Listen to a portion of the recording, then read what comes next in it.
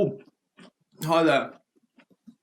My name is William Baines, and I enjoy playing video games, watching movies, and complaining about video games and movies on the internet. Recently, I've been watching a show called Joe Pera Talks With You, and I'd like to talk about it for a bit. I promise I won't complain about it.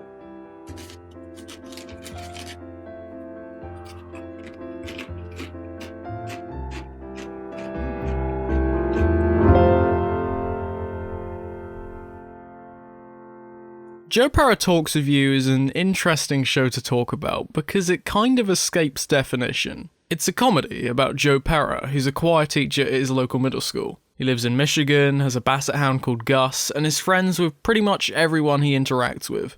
And he talks like this. Beans. They've got it all. Protein, carbs, fiber, affordable. But Joe Pera Talks With You isn't about some weirdo that gets into wacky shenanigans as a laugh track tells us when we should be laughing. It's more than that. It's educational. Algebra, I love science, Joe Pera Talks With You is a show about Joe Pera, pictured, talking with you, also pictured about anything he finds interesting. Like shopping, or breakfast, or the rat wars of Alberta, Canada, all normal day-to-day life things. He goes into absurd depth about the subjects he discusses, and every subject is the most dull and mundane thing imaginable that most people wouldn't give a rat's wars of Alberta, Canada about. But he doesn't just talk about Michigan's rich geology because he has to. He has a clear passion for it, which is reflected in how he approaches each subject. The Iron episode, for instance, includes a whole historical... Oh, sorry about that. My boring alarm just sounded because of how fucking boring this is! Joe Pera Talks With You, on paper, sounds like it would be one of the most boring TV shows ever made, right behind In the Night Garden. And yet, it somehow isn't. And that's what I'd like to talk about today. What makes Joe Pera Talks With You so fucking good? Joe Pera Talks With You is very well written.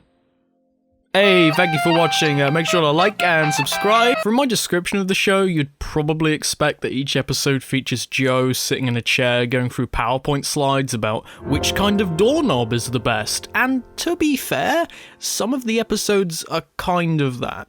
Joe Pera Talks With You about beans, for example, is basically that. An entire episode about how to grow beans, including step-by-step instructions on how to build your very own bean arch.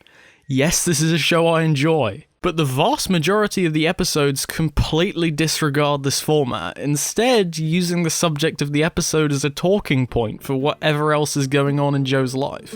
Joe Pera Shows You How to Dance is about Joe trying to talk to a coworker he likes. Joe Pera Guides You Through the Dark is about insecurities in his relationship. And Joe Pera Talks to You About the Rat Wars of Alberta, Canada is actually about Joe Pera putting on a play about the Rat Wars of Alberta, Canada, which is completely false advertising if you ask me. Every episode, despite being about a specific subject, is really about Joe and how he responds to the world in his own unique way.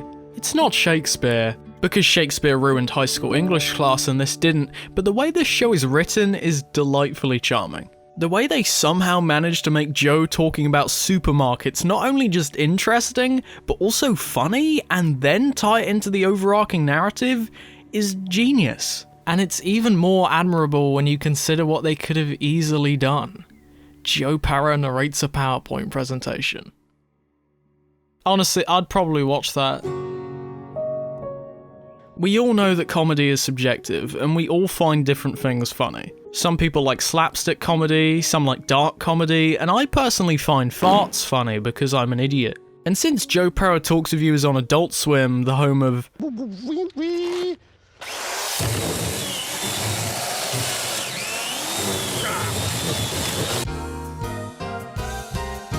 You'd probably expect a comedic twist in the show. Maybe Joe occasionally does a Tim and Eric style green screen bit, or maybe he occasionally dips into absurd imagery, or maybe he farts once or twice to appease the idiots like me. But No, the show very rarely indulges in that kind of comedy. Instead, the jokes are subtly built into the dialogue, or the joke is the absurdity of the situation, or even the normality of it. Because throughout the show, Joe's unique character is constantly contrasted with the normality of the rest of the world. Well, relative normality.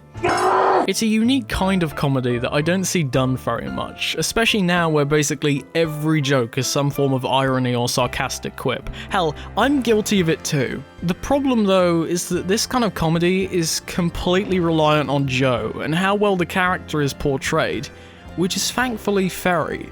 Joe, the character that is just so well performed. His little mannerisms, the stutter when he talks, it's such a good performance that Joe Pera, the real life Joe Pera that is, has made an entire career out of this character, doing stand-up, featuring in sketches. He was even on the news once, where he talked for 5 minutes about trees, and the host didn't seem to realise he was doing a bit.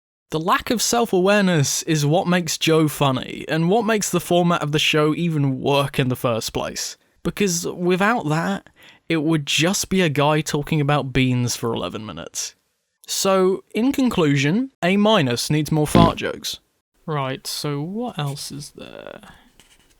Oh, I know, everything else. Joe Pera Talks With You is a TV show, and that means that we need some audio and visual stuff too. Without that, the show is just a script, and I don't know about you, but reading is for nerds. So let's do a quick fire round of all the things that are really cool that I can't be bothered to make a full paragraph about.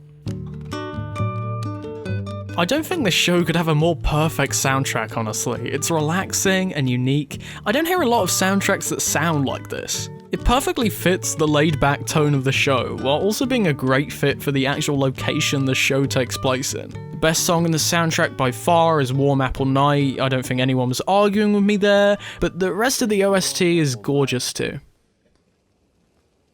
Warm Apple Night.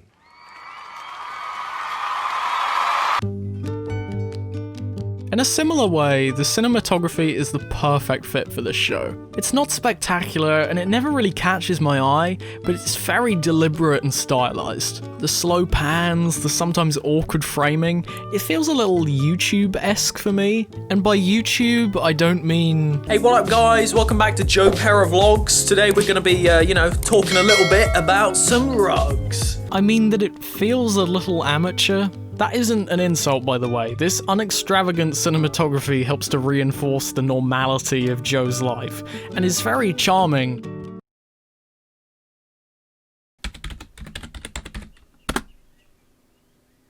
Charismatic as a result. Speaking of insults, though, I've got a couple to throw at the audio engineers.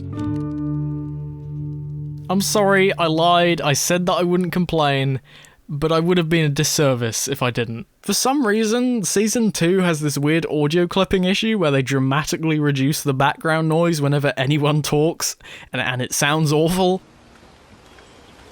I can combine the... Damn, that sounded great, didn't it? And I don't even know how they managed it. Season 1 sounds fine, and it's not even like it's a hard thing to fix, just move the keyframes a bit further apart. Done. I can combine...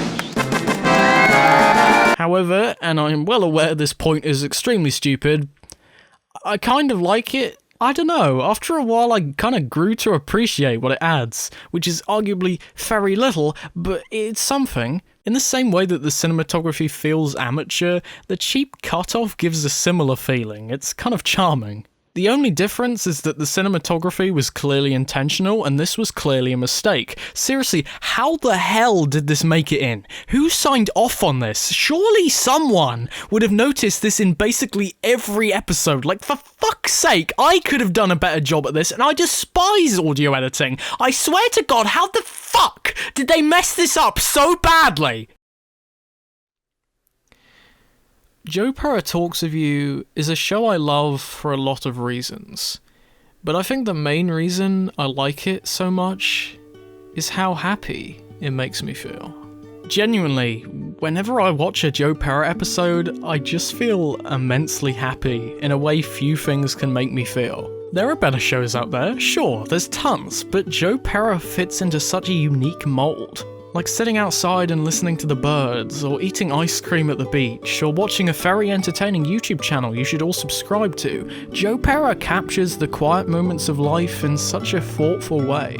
Shopping, breakfast, and the rat wars of Alberta, Canada are all day-to-day life experiences. They're mundane at their very core. But the brilliance of this show is its ability to find beauty in everything it discusses, no matter how dull they may seem. It's funny, it's sad, it's happy, it's intelligent, and it's like nothing else on television. Joe Pera Talks With You is such a personal look at life and the beauty of even the smallest things. It's like a warm hug, and I love that. I hope I got across why I love the show as much as I do. It's really special to me, and I want to do it justice. Anyway, I'm going to get back to what I do best. Complaining about video games and movies on the internet for an audience of 1,000 people. I mean, who else is going to complain about In the Night Garden?